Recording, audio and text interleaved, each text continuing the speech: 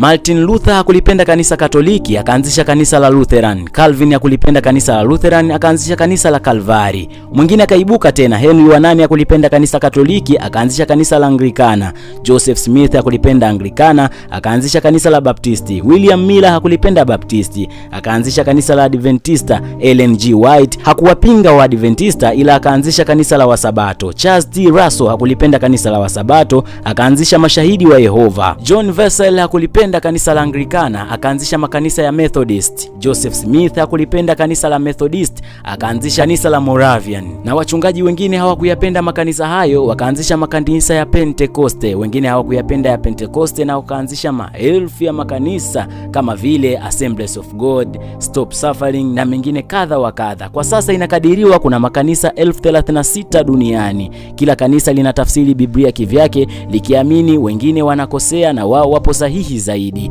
ila wote walitoka katika kanisa Katoliki. Hivi ndivyo Wakristo walivyogawanywa na wanaendelea kugawanyika siku hadi siku. Makala ijayo nitakwambia jinsi walivyogawanyika Waislamu. Kwenye comment niambie, mtaani kwenu ushawahi kusikia kanisa gani lenye jina la ajabu tofauti na haya niliyoyataja?